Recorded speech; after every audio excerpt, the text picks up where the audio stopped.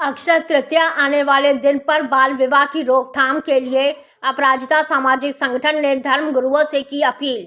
खबर गोंडा जिले से है, जहां धर्म गुरुओं ने संभाली बाल विवाह की रोकथाम की कमान। गोंडा अपराजिता सामाजिक संगठन ने अपने कार्यालय पर बुलाई प्रेस वार्ता। धर्म गुरुओं के साथ मिलकर अपराजिता सामाजिक समिति ने लिया संकल्प। अक्षय तृतीया के अवसर पर संभावित बाल विवाह की घटनाओं को रोकने के लिए जिला प्रशासन ने कड़ा रुख अपनाया है। डीएम नेहा शर्मा के निर्देश पर अब न केवल वर वधू के परिजन बल्कि मैरिज गार्डन, कैटरिंग सेवा, बैंड पार्टी और धार्मिक आयोजक भी निगरानी के दायरे में रहेंगे।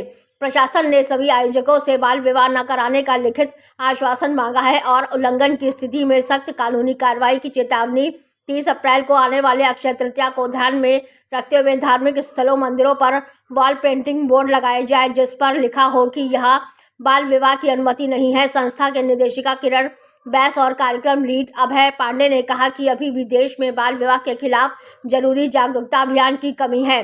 ज़्यादातर लोगों को यह पता नहीं है कि यह बाल विवाह गैर कानूनी है, 2006 के तहत दंडनीय अपराध है। इसमें किसी भी रूप शामिल होने या सेवाएं देने पर 2 साल की सजा व जुर्माना या दोनों हो सकता है। संस्था के लीड अभय पांडे ने की मीडिया से खास बातचीत। गोंडा से राम नारायण जायसवाल की खास रिपोर्ट। परिचय देते बताएं, आज किस विषय पर आपके यहाँ प्रेस वार्ता बुलाई गई है? मेरा नाम अभय पांडे है और मैं कार्यक्रम लीड हूँ अपराजिता सामाजिक समिति में। अपराजिता सामाजिक समिति just right for children alliance की सहयोगी संस्था है जो गोंडा जिले में एक्सेस टू जस्टिस परियोजना का संचालन कर रही है। अक्षय तृतीया जो एक ऐसा पर्व माना जाता है, अक्षय तृतीया के दिन में शादी करवाना शुभ माना जाता है, तो ऐसे में ये देखा गया है कि जो धर्मावलंबी हैं, जो धर्म गुरु हैं, मंदिरों में, गिरजाघरों में, गुरुद्वारों में जो है अक्षय तृतीया के दिन लोग शादी करना, कन्यादान करना पुण्य मानते हैं।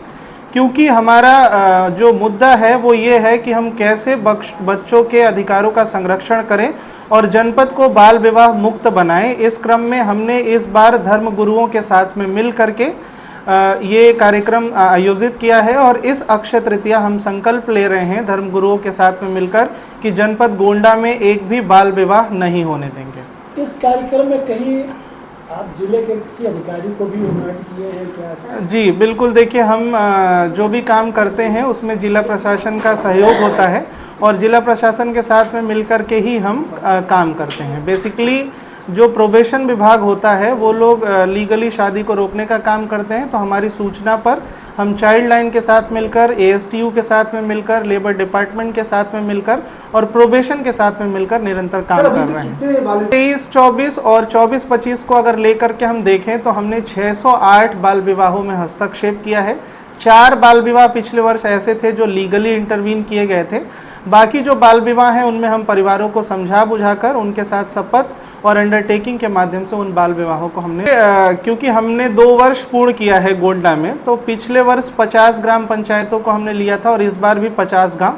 तो ऐसे अगर हम कहें तो सीधे तौर पर हमने जनपद गोंडा के 100 गाँवों में काम पूरा किया है और उनके साथ हम काम कर रहे हैं। इस वर्ष हम परियोजना को और आगे बढ़ाएंगे और अन्य 50 गाँवों को हम लेंगे। साथ ही जो हमारे पुराने गांव हैं उनके उस गांव के हितधारकों के साथ में हम निरंतर जुड़ के काम करते हैं और नए ग्राम पंचायतों में हम अपनी स्ट्रेटेजी के माध्यम से फिर वहां पर भी जो है बाल विवाह, बाल श्रम और बाल यौन शोषण के मुद्दे पर लोगों को जागरूक करते हैं तथा ऐसा कोई भी जो है अपराध ना हो इसके प्रति हम लोगों को सजग करते हैं।